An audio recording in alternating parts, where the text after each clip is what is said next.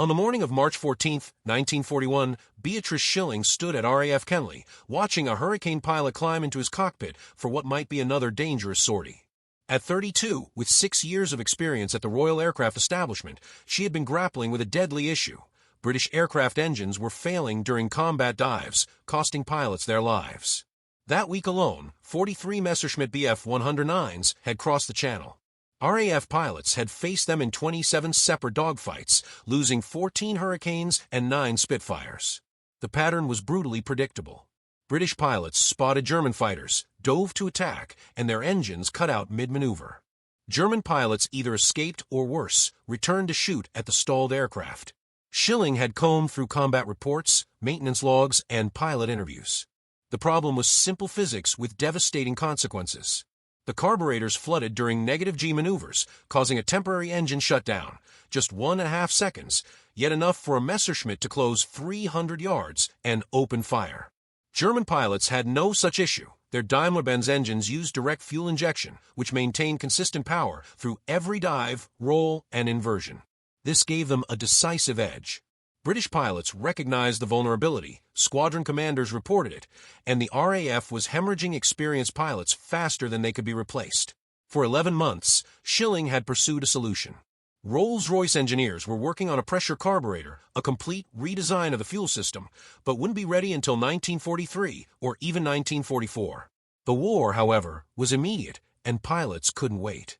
Squadron Leader Davies, 24 and a seasoned pilot with 41 combat missions, approached his Hurricane. He'd experienced engine failures twice that month, both during critical dives, surviving only through skill and luck. He acknowledged Schilling with a nod, unaware that she was the expert who had been working on a potential fix. That morning, Schilling carried a small, precisely machined brass component. Her team had tested it on a bench engine for 6 weeks. It worked, but bench tests were nothing like combat. At 300 miles per hour, under extreme negative G forces, the stakes were life and death. The modification was simple, a brass restrictor shaped like a thimble with a hole exactly 0.04 inches in diameter, designed to limit fuel flow just enough to prevent flooding without starving the engine. After 17 iterations, Schilling had refined the design to a flat washer that was easy to manufacture and install. Combat testing, however, presented another challenge. RAF regulations prohibited unauthorized modifications. If it failed and a pilot died, Schilling would face court-martial, possibly imprisonment. She chose to bypass permission and rely on Sergeant William Cooper, a ground crew member, who owed her a favor.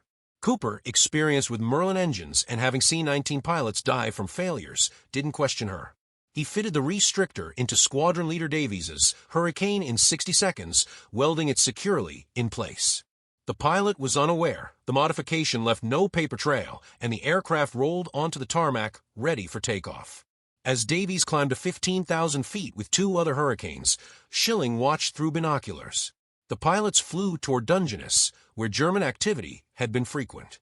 40 minutes passed in tense silence until the radio crackled. The Hurricanes were returning, all intact. Davies landed first, smiling, a rarity after patrols. When Cooper asked about engine performance, Davies declared it the best the Merlin had ever run. He'd encountered 2 Messerschmitt Bf-109s at 14,000 feet, dove steeply, endured negative G forces, and the engine never faltered. He pressed his attack, fired successfully, and the German aircraft fled. For the first time in 11 months, a British pilot had completed a diving attack without engine failure. Davies immediately ordered that the restrictor be installed in all Hurricanes at the station. Schilling's brass washer had proven its worth. Over the next days, restrictors were installed in multiple stations: Biggin Hill, Hornchurch, North Weald, and Tangmere. Ground crews worked tirelessly in 12-hour shifts, and pilots flew combat patrols with no engine failures. By March 18th, every squadron commander in 11 Group requested the modification, nicknamed Miss Schilling's Orifice by Sir Stanley Hooker. Pilots demanded it, some refused to fly without it. By mid-April, Schilling's team had fitted restrictors into 2,100 Merlin engines, covering every operational Hurricane and Spitfire training unit aircraft and reserve planes. Newly produced aircraft began arriving with restrictors pre-installed. While the pressure carburetor promised a permanent solution, the restrictor served as a critical stopgap, saving countless lives and enabling pilots to regain confidence in their aircraft. Combat statistics underscored the impact. Before the restrictor, engine failures occurred in 38% of diving attacks, often forcing pilots to break off pursuits and allowing enemy aircraft to escape. By April 1941, failures dropped to nearly zero, unrelated incidents aside. The kill-to-loss ratio shifted dramatically, from 1.3 to 1 in March to 3.2 to 1 in April. Pilots felt emboldened, pressing aggressive tactics without hesitation. Flight Lieutenant Robert Stanford Tuck, for instance, destroyed 5 Messerschmitts in May and June after installing the restrictor, crediting it for his newfound operational confidence. The innovation spread beyond Fighter Command. RAF Coastal Command, Bomber Command, and the Fleet Air Arm all sought the modification for their respective aircraft. Production ramped up, reaching 1,000 restrictors per week by June. While the pressure carburetor, introduced in January 1943, eventually resolved the negative G problem permanently, converting existing aircraft required 8 hours per plane, grounding them temporarily, a luxury Fighter Command could not afford during ongoing operations. Many planes continued flying with Miss Schilling's orifice well into 1944, trusted by pilots and maintained by ground crews. Schilling's contributions extended beyond the restrictor. She tackled cold weather starting systems for Arctic operations, resolved high-altitude fuel mixture challenges, and improved supercharger efficiency for late-war Merlin variants. Her work enabled Spitfires to operate at 35,000 feet, optimizing power output under extreme conditions. Despite her groundbreaking technical achievements, Schilling maintained a private personal life. She married George Naylor, an aerodynamicist and RAF Bomber Command pilot, in September 1938. He flew 31 combat missions over Germany and survived, while they both respected the boundary between their professional and personal lives. Racing motorcycles remained a passion for Schilling, offering both recreation and insight into engine behavior under stress. Many of her engineering breakthroughs emerged while riding her Norton at high speeds. By the war's end in May 1945, Schilling had contributed to 17 major projects, improving engine reliability, fuel delivery, and high-altitude performance. Her most celebrated achievement, however, remained the brass restrictor, credited by contemporaries like Keith Maddock as pivotal to the RAF's survival and effectiveness. As the war transitioned toward its final stages, Beatrice Schilling remained deeply engaged at the Royal Aircraft Establishment, focusing on problems that directly affected pilot safety and operational efficiency. Beyond the restrictor, she worked on cold weather systems, ensuring Spitfires could start in sub-zero temperatures in places like Iceland and Russia. Standard engine oils thickened into near-solid states in extreme cold, batteries failed, and fuel lines froze, leaving aircraft inoperable and endangering pilots. Schilling developed preheating techniques for oil and adjusted fuel mixtures, allowing aircraft to operate reliably in temperatures dropping below -40 degrees Fahrenheit. Spitfires could now fly combat missions in the harshest conditions without risking failure on takeoff. High-altitude performance was another challenge. As Allied aircraft began operating at 35,000 feet, the thin atmosphere caused Merlin engines to underperform. Fuel-air mixtures had to be carefully balanced. Too rich, and the engine flooded. Too lean, and overheating became a critical risk. Schilling designed modifications to the carburetor that allowed the engines to maintain power at extreme altitudes, improving output by 8% above 30,000 feet. Her technical acumen ensured pilots could engage effectively with enemy aircraft even at heights where earlier models would have struggled or failed entirely. Despite her professional intensity, Schilling managed a personal life carefully compartmentalized from her work. Her husband, George Naylor, contributed to the war effort as a Bomber Command pilot, flying Avro Lancasters on 31 missions over Germany and surviving against grim odds. The couple did not dwell on each other's dangerous assignments, respecting the emotional separation required to maintain focus in their respective roles. Meanwhile, Schilling continued her passion for motorcycle racing whenever time permitted, a pursuit that honed her intuitive understanding of engine behavior under extreme conditions, a skill that repeatedly translated into life-saving innovations for the RAF. By 1945, Schilling had contributed to 17 major wartime engineering projects. These included cold weather adaptations, high-altitude carburetor improvements, optimized fuel delivery systems, and enhanced supercharger performance. Each of these projects improved aircraft reliability and pilot survival under challenging operational conditions. Yet, none matched the fame and impact of the brass restrictor. Simple, elegant, and rapidly deployable, the restrictor had saved hundreds of lives and allowed the RAF to regain tactical advantage during critical stages of the conflict. It became a case study in practical engineering under pressure, demonstrating that sometimes the simplest solution could achieve the most profound results. After the war, the pace of work at the Royal Aircraft Establishment slowed. Emergency wartime projects gave way to peacetime research with different priorities. Schilling remained, driven by her passion for engineering rather than external accolades.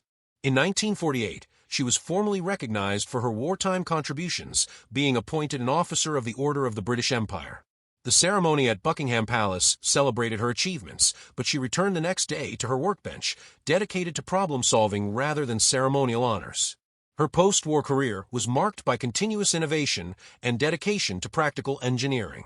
Schilling worked on the Blue Streak missile program, Britain's first ballistic missile, contributing her expertise to fuel delivery systems and high-altitude performance. She also researched wet runway braking effects for jet aircraft, recognizing that landing accidents now posed a greater threat than engine failures. Through publications and technical papers, she shared her findings, enhancing aviation safety and demonstrating the broad applicability of her knowledge. Even unconventional projects, such as designing a bobsled for the Royal Air Force Olympic team, benefited from her mastery of aerodynamics, weight distribution, and friction management. While the team did not win medals, they competed safely, highlighting Schilling's ability to apply engineering principles across diverse challenges. Schilling remained committed to hands-on engineering throughout her career, never pursuing the top administrative roles, which were largely inaccessible to women at the time. She valued the tangible problem-solving aspects of her work, laboratory testing, field modifications, and real-world solutions that directly affected pilot lives. Over 33 years of service, she developed a reputation for excellence and practicality, mentoring colleagues, and setting a standard for thoughtful, applied engineering. The brass restrictor, Miss Schilling's orifice, remained her most celebrated legacy. Engineering schools around the world studied it as a model of elegant problem-solving under pressure. Simple, quick to implement, and immediately life-saving, it exemplified everything good engineering should achieve: clarity, effectiveness, and measurable impact. It demonstrated that innovation did not always require complex systems. Sometimes a small, well-designed component could change the course of events dramatically. Her contributions ensured that RAF pilots survived encounters that might otherwise have been fatal, turning potential losses into victories and stabilizing the morale and effectiveness of British air operations. The restrictor was a temporary fix for a complex problem, but it fulfilled its purpose perfectly, sustaining operational capability until permanent solutions, such as the Rolls-Royce pressure carburetor introduced in 1943, became available. The pressure carburetor eliminated negative G flooding entirely, providing unrestricted engine performance and fuel delivery under all conditions. Yet converting existing aircraft required substantial maintenance downtime, making the restrictor indispensable for the immediate needs of active squadrons. Many aircraft continued flying with the brass washer well into 1944, trusted by pilots and maintained meticulously by ground crews. Beyond wartime, Schilling continued to demonstrate her expertise. Her career encompassed a wide array of technical challenges, from high-altitude performance adjustments to ensuring the functionality of aircraft in extreme weather conditions. She worked on engine reliability improvements for late-war Merlin variants, refining supercharger systems and optimizing fuel delivery. These efforts preserved aircraft readiness and pilot safety in operational theaters around the globe. Schilling's work was grounded in empirical observation, hands-on experimentation, and a deep understanding of mechanical systems, informed by her lifelong passion for engines and racing motorcycles. Her personal life remained intertwined with aviation, yet distinct. She and her husband maintained their professional boundaries, allowing each other to perform critical roles without distraction. Naylor's successful completion of dangerous missions and return to Farnborough reinforced the significance of Schilling's own contributions. Her engineering solutions enabled others to survive while performing vital operations. This dynamic reflected a partnership defined by respect, mutual understanding, and a shared commitment to the war effort rather than daily domestic interactions. The impact of Schilling's restrictor and related innovations extended beyond immediate wartime necessity. By preserving the operational readiness of aircraft, she contributed to broader strategic outcomes. RAF squadrons regained confidence in their capabilities, pilots were empowered to execute aggressive tactics, and the overall effectiveness of British air operations improved measurably. Her work became emblematic of how focused, precise engineering could influence the course of conflict, saving lives and enhancing combat performance simultaneously. After retiring in 1969 at age 60, Schilling continued to engage with her lifelong passions, particularly restoring vintage motorcycles and participating occasionally in classic racing events. The Norton she had purchased at 14 and raced at Brooklands remained a constant in her life, a tangible reminder of the hands-on experience that had shaped her engineering intuition. Schilling passed away on November 18, 1990, at the age of 81, survived by her husband and an enduring legacy of innovation, courage, and technical excellence. Her achievements were commemorated in multiple ways. Pubs, museums, and university buildings bore her name. Her racing trophies and medals were preserved, and engineering students studied her work, particularly the restrictor, as an example of simple yet transformative problem-solving. The brass washer became an enduring symbol of practical engineering, illustrating how thoughtful, well-executed solutions can save lives and influence history. Schilling's contributions to aviation, both during and after the war, underscored the vital role of women in technical fields, challenging societal norms and paving the way for future generations of female engineers. Beatrice Schilling's story exemplifies ingenuity, courage, and the quiet heroism of those whose work behind the scenes directly affects the outcomes of high-stakes operations. Through her dedication, RAF pilots survived encounters that previously would have been fatal, British air superiority was maintained, and engineering innovation achieved its ultimate purpose: saving lives. The restrictor, a simple brass washer, became a symbol of applied intelligence, practical creativity, and life-saving precision, ensuring that Schilling's name and work would be remembered long after the war, inspiring engineers and aviators alike.